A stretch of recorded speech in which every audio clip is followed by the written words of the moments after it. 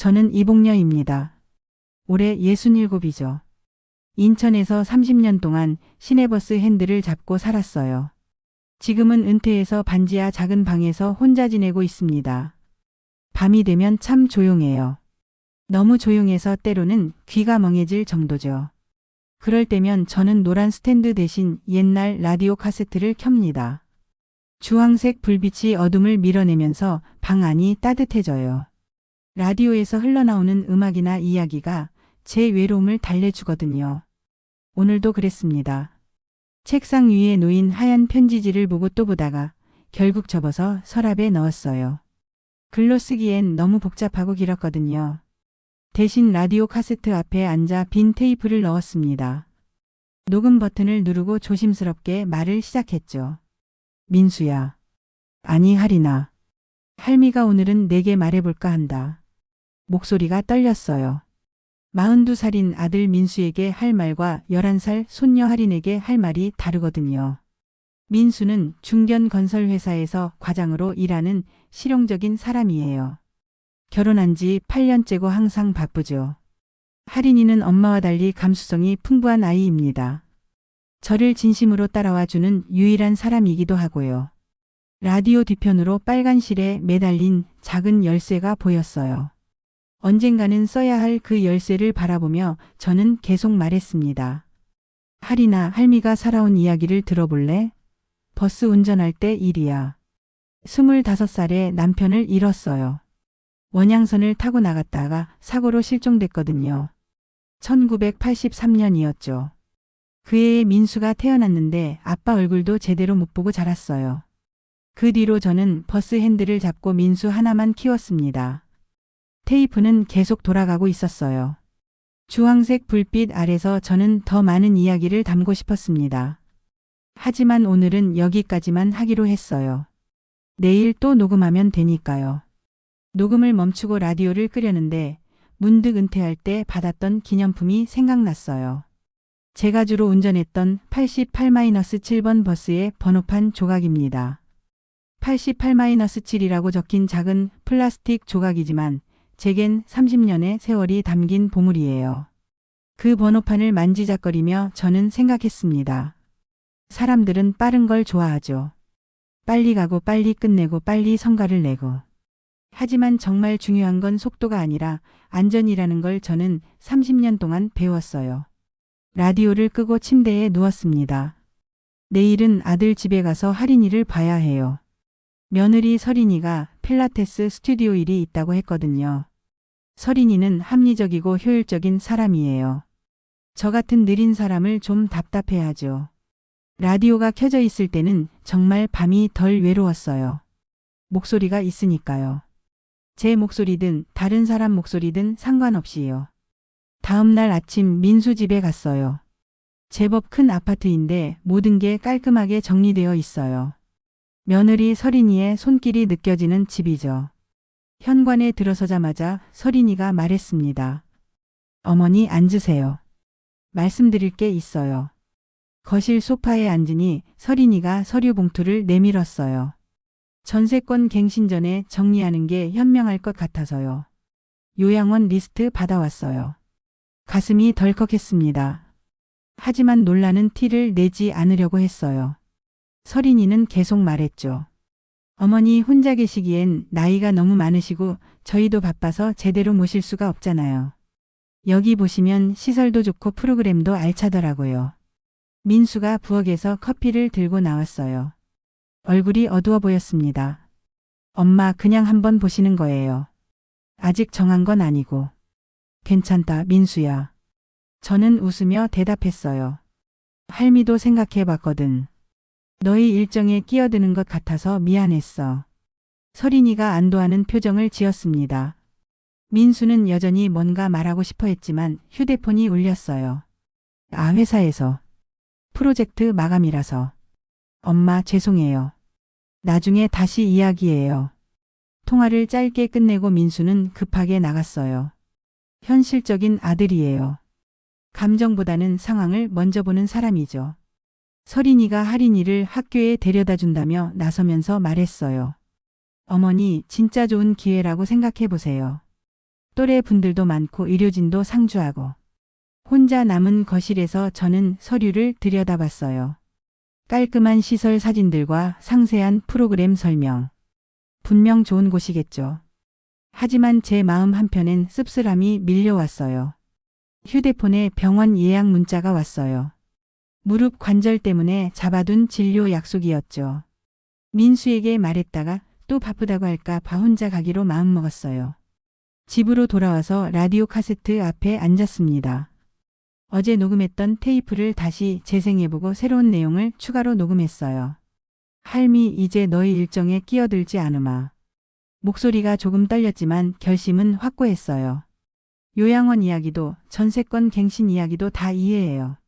39살 설인이 입장에서는 시어머니보다 자기 가정이 우선이겠죠.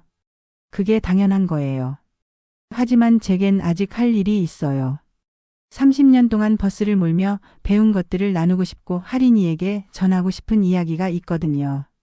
라디오에서 흘러나오는 음악을 들으며 저는 생각했어요. 빠른 세상에서 느린 사람은 정말 비집을 틈이 없는 걸까요? 아니면 느린 게 때로는 더 소중한 걸까요? 내일은 동주민센터에서 봉사활동이 있어요. 아이들에게 교통안전을 가르치는 일이죠. 제가 할 수 있는 마지막 운전 이야기가 될지도 모르겠어요. 동주민센터에 도착하니 한가운 사회복지사가 반갑게 맞아줬어요. 33살 젊은 친구인데 말보다는 행동으로 사람을 돕는 스타일이에요. 이봉녀 선생님, 오늘 정말 감사해요. 아이들이 교통안전 교육을 받는데 실제 운전 경험이 있으신 분이 해주시면 더 생생하잖아요. 교실에 들어가니 초등학생들이 옹기종기 모여 앉아 있었어요. 할인이 또래 아이들이죠. 제 마음이 따뜻해졌습니다. 안녕하세요, 아이들아. 저는 버스 기사였던 이봉녀 할머니예요. 아이들이 눈을 반짝거리며 쳐다봤어요. 한 아이가 손을 들고 물었죠. 할머니, 버스 운전 무섭지 않아요? 처음엔 무서웠지. 하지만 더 무서운 건 다른 거였어. 저는 가방에서 낡은 공책을 꺼냈어요. 30년 동안 써온 안전운행 노트였습니다. 할머니는 이 공책에 중요한 것들을 적어뒀어. 비 오는 날엔 속도를 얼마나 줄여야 하고 아이들이 뛰어들 수 있는 위험한 구간은 어디인지 말이야. 아이들이 신기하다는 듯 공책을 들여다봤어요. 그 안에는 정말 많은 것들이 적혀 있었어요. 알레르기 발작 대처법, 에피펜 사용법, 응급상황 시 연락처들까지요. 에피펜은 여기 운전석 뒤 포켓에 넣어둔다고 적어뒀네. 한가운 사회복지사가 감동한 표정으로 말했어요. 선생님, 이거 정말 대단해요. 기록으로 남겨두면 좋을 텐데 영상으로 찍어도 될까요? 저는 고개를 끄덕였어요. 아이들에게 제 경험을 전해줄 수 있다면 얼마든지요. 자, 아이들아. 길에서 가장 중요한 건 뭘까? 빨리 가는 거요. 한 아이가 외쳤어요. 저는 웃으며 고개를 저었습니다. 아니야. 안전하게 가는 거지. 빨리 가려다가 다치면 아무 소용없어. 할머니가 30년 동안 배운 건 바로 그거야. 아이들에게 횡단보도 건너는 법, 버스 타고 내릴 때 주의사항을 하나씩 가르쳤어요. 어떤 아이는 메모까지 했죠. 선생님들은 빨리빨리라고 하시는데 할머니는 천천히 하라고 하네요. 맞아. 때로는 천천히 하는 게 더 빨라. 사고 나면 병원 가느라 더 오래 걸리잖아. 아이들이 키득키득 웃었어요. 제 말을 이해하는 것 같아서 뿌듯했죠. 수업을 마치고 한가운 사회복지사가 말했어요. 선생님, 정말 좋은 수업이었어요. 아이들 표정 보셨죠? 진짜 운전 경험이 있으신 분이 해주시니까 전혀 달라요. 집으로 돌아오는 길에 저는 생각했어요. 버스는 멈췄지만 버스기사의 눈은 여전히 살아있구나. 길 위의 위험을 보는 눈, 사람을 먼저 생각하는 마음 말이에요. 반지하 집에 들어와 라디오 카세트 앞에 앉았습니다. 오늘 있었던 일을 녹음하고 싶었어요. 할인아, 오늘 할미가 내 또래 아이들한테 교통안전을 가르쳤어. 참 똑똑한 아이들이더라고. 너처럼 말이야. 녹음을 하다가 문득 궁금해졌어요. 과연 제가 아이들에게 전해준 것들이 도움이 될까요? 세상은 계속 빨라지는데 제 느린 이야기가 의미가 있을까요? 하지만 확신했어요. 속도보다 중요한 건 분명 있어요. 그걸 아이들이 언젠가는 알게 될 거예요. 라디오 카세트에 새 테이프를 넣고 녹음 버튼을 눌렀어요. 오늘은 특별한 이야기를 해주고 싶었거든요. 할이나 할미가 1996년 여름에 있었던 일을 들려줄게. 그날이 선명하게 떠올랐어요. 비가 억수로 내리던 날이었죠. 저는 88-7번 버스를 운전하고 있었고 오후 3시쯤이었어요. 정류장에서 소란이 났어요. 젊은 엄마가 유모차를 끌고 내리려는데 바퀴가 버스 문턱에 걸렸거든요. 비 때문에 미끄러워서 더 힘들어했죠. 백미러로 보니 뒤에서 택시가 급하게 달려오고 있었어요. 운전기사가 비를 못 보고 있는 것 같았어요. 이대로 가면 정류장에서 사람들이 다칠 상황이었습니다. 저는 순간적으로 판단했어요. 급브레이크를 밟으면서 동시에 경적을 크게 울렸죠. 그리고 사이드 브레이크까지 당겼어요. 끼익. 버스가 미끄러지면서 멈춰섰어요. 택시기사가 깜짝 놀라 급정거했죠. 정말 아슬아슬했어요. 몇 초만 늦었어도 큰 사고가 날 뻔했거든요. 유모차의 젊은 엄마가 제게 달려와서 고맙다고 눈물을 흘렸어요. 정류장에 있던 사람들도 다들 안도의 한숨을 쉬었죠. 기사님, 정말 감사해요. 우리 아기가. 그때 저는 알았어요. 30년 버스를 몰면서 배운 안전운행이 진짜로 사람을 살렸다는 걸요. 녹음을 멈추고 거실벽을 바라봤어요. 그곳엔 예전에 붙여둔 88-7번 버스 노선 지도가 있어요. 빨간 펜으로 제가 주로 다니던 구간에 표시를 해뒀죠. 88-7이라고 적힌 포스트잇이 바람에 살짝 흔들리고 있었어요. 그 지도를 보며 저는 또 다른 기억을 떠올렸어요. 겨울에 길이 얼어서 미끄러운 날 할머니 한 분이 넘어질 뻔했을 때도 있었죠. 저는 버스를 세우고 직접 내려서 도와드렸어요. 할머니 괜찮으세요? 아이고 기사님 고마워요. 요즘 젊은 사람들은 다들 바빠서 쌩 지나가는데. 그분 말씀이 맞아요. 세상이 빨라질수록 사람들은 더 바빠지고 옆 사람을 돌아볼 여유가 없어져요. 하지만 저는 버스 운전하면서 배웠어요. 진짜 속도는 다른 곳에 있다는 걸요. 라디오 카세트를 다시 켜고 녹음을 이어갔어요. 할이나 할미는 그날 깨달았어. 빠르게 가는 것보다 안전하게 가는 게 더 중요하다는 걸. 그리고 내가 조금만 신경 쓰면 다른 사람의 하루가 달라진다는 것도 말이야. 88-7번 버스를 몰았던 그 시간들이 제겐 정말 소중해요. 매일 같은 길을 다녔지만 매일 다른 사람들을 만났거든요. 아픈 사람, 급한 사람, 힘든 사람들을 태우고 안전하게 목적지까지 데려다주는 일이 제 일이었어요. 벽에 88-7 포스트잇을 다시 봤어요. 바람에 흔들리는 그 작은 종이가 제 30년을 담고 있는 것 같았어요. 내일은 병원에 가야 해요. 무릎이 아픈데도 계속 참고 있었거든요. 이제는 혼자 갈 수 있을 만큼 마음의 준비도 됐고요.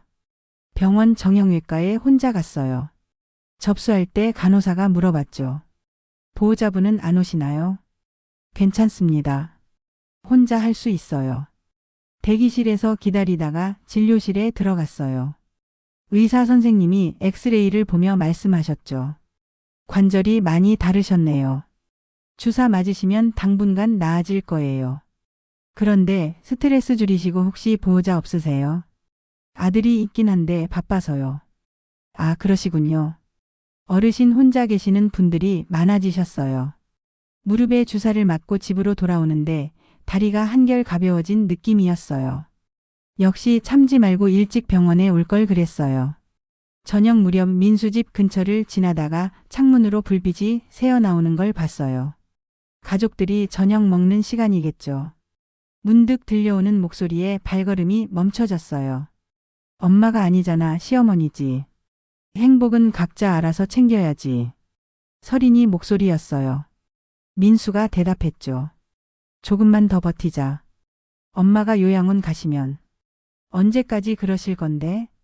우리도 계획이 있잖아. 가슴이 쿵했지만 놀랍지는 않았어요. 예상하고 있었거든요. 며느리에게 저는 엄마가 아니라 시어머니인 거죠. 당연한 이야기예요. 집으로 돌아와서 라디오 카세트 앞에 앉았어요.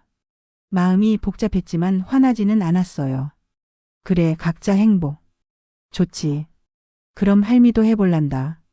녹음 버튼을 누르고 조용히 말했어요. 할이나 할미가 오늘 깨달은 게 있어.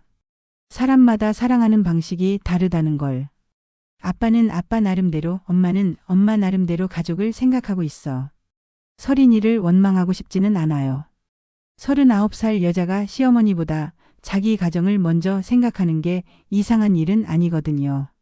민수도 마찬가지고요. 회사에서 프로젝트 마감에 쫓기는 42살 남자가 엄마 병원 일까지 챙기기는 힘들죠. 그래도 조금은 서운했어요. 30년 동안 혼자서 민수를 키우면서 단 한 번도 각자 행복을 생각해 본 적이 없었거든요. 민수가 행복하면 저도 행복하다고 생각했어요. 하지만 이제는 달라요. 저도 제 행복을 찾아볼 때가 됐나 봐요. 할이나 할미는 내가 행복했으면 좋겠어. 그런데 할미 행복도 중요하다는 걸 늦게나마 알았어. 라디오에서 잔잔한 음악이 흘러나왔어요. 옛날 노래였는데 가사가 마음에 와닿았어요. 타인의 엄마였던 시간이 길었어. 하지만 이제는 나 자신의 엄마가 되어보려고 해. 민수에게 미안하지만 저도 제 길을 가볼 생각이에요.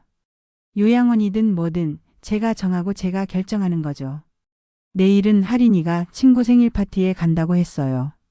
케이크도 먹고 재미있게 놀 텐데 혹시 무슨 일이라도 생기면 안 되겠죠. 제가 근처에서 지켜봐야겠어요. 다음날 오후 동네 놀이터 근처를 산책하고 있었어요. 할인이가 친구 생일 파티를 한다고 했거든요. 멀리서라도 아이들 웃음소리를 듣고 싶어서 나온 거였죠. 파티가 끝날 무렵 아이들이 생일 케이크를 나눠 먹고 있었어요. 할인이도 즐거워 보였어요. 그런데 갑자기 한 아이가 기침을 하기 시작했어요. 커커. 할인이었어요. 얼굴이 빨갛게 달아오르면서 숨을 힘들게 쉬고 있었죠. 다른 아이들은 무슨 일인지 몰라서 당황하고 있었어요. 저는 즉시 달려갔어요. 30년 버스 운전하면서 이런 응급 상황을 몇 번 봤거든요. 알레르기 반응이었어요. 할인아. 할머니 왔어. 할인이를 안고 등을 가볍게 두드렸어요. 안전운행 노트에 적어둔 응급 대처법이 머릿속에 떠올랐죠. 누가 119에 신고했어? 저희가 했어요. 파티를 준비한 아이 엄마가 대답했어요. 할인이 가방을 뒤져서 에피펜을 찾았어요. 서린이가 항상 챙겨준다고 들었거든요. 다행히 있었어요. 할이나 할머니가 있어. 괜찮아.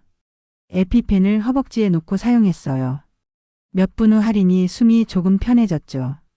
그때 구급대가 도착했어요. 어떤 상황이었나요? 케이크 먹고 알레르기 반응이 나타났어요. 에피펜 사용했고요. 구급대원이 할인이 상태를 확인하고 병원으로 이송한다고 했어요. 저도 따라 탔죠. 병원에서 응급처치를 받는 동안 민수와 서린이가 급하게 달려왔어요. 서린이 얼굴이 새하얗게 질려 있었어요. 할인아, 괜찮아? 엄마. 할인이가 서린이 품에 안겼어요. 의사가 말했어요. 다행히 빠른 응급처치로 큰 문제는 없습니다. 에피펜을 적절히 사용하셔서 생명에는 지장이 없어요. 민수가 저에게 와서 고개를 숙였어요. 엄마 정말 감사해요. 엄마 아니었으면. 서린이도 눈물을 글썽거리며 감사하다고 했어요. 하지만 저는 복잡한 마음이었어요. 응급 상황에서만 필요한 존재인 건가 싶어서요.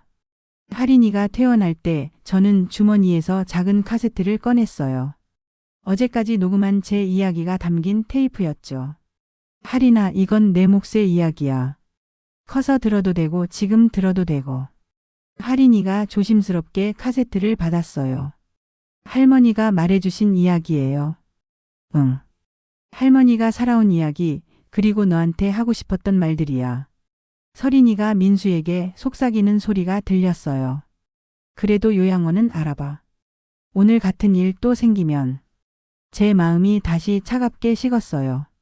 생명을 구해줘도 여전히 짐으로 생각하는구나. 집으로 돌아와서 저는 결심했어요. 더 이상 미룰 수 없겠다고요. 제가 준비해둔 것들을 정리할 때가 왔어요. 라디오 카세트 앞에 앉아 마지막 녹음을 시작했어요. 할인아, 오늘 할머니가 너를 도와줄 수 있어서 다행이었어. 하지만 할머니는 이제 다른 길을 가려고 해. 너무 걱정하지는 마. 할인이가 받은 카세트에는 제 진짜 마음이 담겨 있어요. 30년 버스 기사로 살면서 배운 것들, 그리고 손녀에게 전하고 싶은 삶의 지혜들 말이에요. 내일은 은행에 가야겠어요. 오래전부터 준비해둔 일을 마무리할 시간이에요. 다음 날 아침 반찬통 밑바닥에 숨겨둔 빨간 실 달린 열쇠를 꺼냈어요. 손에 쥐니까 차갑고 묵직했죠. 이 작은 열쇠 하나에 제 30년이 담겨 있어요. 은행에 도착해서 보관함으로 향했어요. 직원이 신분증을 확인하고 열쇠를 돌리자 작은 금속 상자가 열렸어요. 안에는 남편 사망보험금 일부와 30년 동안 모은 안전상여금, 야근수당이 들어 있었어요. 생각보다 꽤 많은 돈이었죠. 매달 조금씩 모으고 민수 교육비 빼고 나서도 이만큼 모을 수 있었거든요. 그리고 흰 봉투 하나. 제가 써둔 유서였어요. 봉투를 열어 내용을 다시 읽어봤어요. 민수 몫은 할인의 이름으로 장학금으로. 나머지는 사고 피해자 기금에. 버스가 날 살렸고 그래서 남을 살리고 싶다. 제 마음을 정확히 담아낸 글이었어요. 민수에게 직접 주면 서린이와 갈등만 생길 거예요. 하지만 할인이 이름으로 된 장학금이라면 누구도 반대하지 않을 거예요. 나머지 돈은 교통사고 피해자들을 돕는 기금에 기부하기로 했어요. 제가 30년 동안 안전운전으로 막았던 사고들을 생각하면 이게 맞는 것 같았거든요. 집으로 돌아와서 라디오 카세트 앞에 앉았어요. 마지막 녹음을 시작했죠. 민수야, 널 원망치 않는다. 다만 너도 너를 사랑해라. 그리고 나도 나를 사랑하련다. 목소리가 떨렸지만 단호했어요. 민수가 잘못한 건 아니에요. 다만 각자 다른 길을 가는 것뿐이죠. 할인아, 할머니가 마지막으로 하고 싶은 말이 있어. 세상은 빠르지만 너만의 속도로 가렴. 할머니가 버스 운전하며 배운 건 바로 그거야. 안전하게 가는 게 가장 빠른 길이라는 건 말이야. 녹음을 마치고 테이프를 꺼냈어요. 할인이가 받은 카세트와 함께 들으면 제 이야기가 완성될 거예요. 그날 밤 저는 평소보다 깊이 잠들었어요. 마음이 한결 가벼워진 느낌이었죠. 30년 동안 지고 다녔던 짐을 내려놓는 기분이랄까요. 라디오 카세트의 주황색 불빛이 방을 부드럽게 비추고 있었어요. 88-7번 버스 번호판 조각도 책상 위에서 조용히 빛나고 있었고요. 제 인생에서 가장 평온한 밤이었어요. 내일 아침이 와도 좋고 안 와도 좋을 것 같은 그런 밤이었죠. 꿈속에서 저는 다시 88-7번 버스를 몰고 있었어요. 하지만 이번에는 혼자가 아니었어요. 조수석에 할인이가 앉아 있었고 뒷좌석에는 제가 도왔던 많은 사람들이 타고 있었어요. 할머니, 어디로 가요? 좋은 곳으로 가는 거야, 할인아. 아주 좋은 곳으로. 버스는 천천히 하지만 확실하게 목적지를 향해 달려가고 있었어요. 며칠 후 민수가 텅 빈 반지하 방에 앉아 있었어요. 어머니가 평온하게 세상을 떠나신 후였죠. 방 안에는 여전히 라디오 카세트가 있었고 테이프들이 정리되어 있었어요. 민수가 떨리는 손으로 플레이 버튼을 눌렀어요. 민수야, 널 원망치 않는다. 어머니의 목소리가 라디오에서 흘러나왔어요. 88-7번 버스 이야기, 1996년 여름 사고를 막았던 이야기, 그리고 할인에게 전하고 싶었던 말들까지요. 눈물이 멈추지 않았어요. 어머니가 혼자서 이 모든 걸 준비하고 계셨던 거였어요. 그때 휴대폰이 울렸어요. 은행에서 온 전화였죠. 김민수 고객님, 어머님 명의 보관함 관련해서 연락드렸습니다. 유언 집행 관련 서류를 보내드릴게요. 유언이요? 네, 장학금 설정과 기부 관련해서요. 수혜자가 김아린 어린이로 되어 있네요. 민수는 멍해졌어요. 어머니가 자신도 모르는 사이에 이런 준비를 다 해놓으셨던 거예요. 장례를 치르고 며칠 후 민수는 할인이와 함께 88-7번 버스 종점에 섰어요. 어머니가 30년 동안 다니신 그 종점이었죠. 할인이가 할머니에게서 받은 버스 번호판 조각을 손에 쥐고 있었어요. 아빠, 할머니 말씀 들었어? 응, 들었어. 할머니가 그러셨어. 빠른 차는 사람을 죽일 수도 있지만 빠른 배려는 사람을 살린대. 민수가 고개를 끄덕였어요. 이제야 어머니 말씀을 이해할 것 같았거든요. 아빠도 이제 알겠어, 할인아. 할머니가 우리한테 가르쳐 주신 게 뭔지. 뭐예요? 진짜 속도는 얼마나 빠르게 가느냐가 아니라 얼마나 안전하게 사람을 지키느냐는 거래. 할인이가 환하게 웃었어요. 할머니가 좋아하실 것 같아요. 며칠 후 동주민센터 게시판에 새로운 공지가 붙었어요. 이복녀 상안전운행돌봄 장학금 설치 안내. 한가온 사회복지사가 그 공지를 보며 미소 지었어요. 복녀 선생님의 마지막 선물이 이렇게 많은 사람들에게 전해지는구나. 민수는 그날부터 달라졌어요. 회사에서 프로젝트가 급해도 가족과의 시간을 먼저 챙겼어요. 서린이도 놀랐죠. 여보, 요즘 왜 이래? 엄마가 가르쳐 주신 거야. 빠르게만 사는 게 능사가 아니래. 서린이도 조금씩 변했어요. 시어머니를 제대로 이해하지 못했던 자신을 반성하게 됐거든요. 88-7번 버스가 지나갈 때마다 할인이는 손을 흔들었어요. 할머니가 몰던 그 버스를 기억하며요. 속도는 기록을 바꾸지만 배려는 사람을 바꾼다. 이복녀가 남긴 이 말이 동네 곳곳에서 회자됐어요. 그리고 사람들은 깨달았어요. 진짜 중요한 건 얼마나 빨리 가느냐가 아니라 함께 안전하게 가는 거라는 걸요.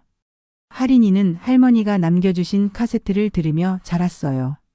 그리고 언젠가는 자신도 할머니처럼 다른 사람을 도우며 살겠다고 마음먹었죠.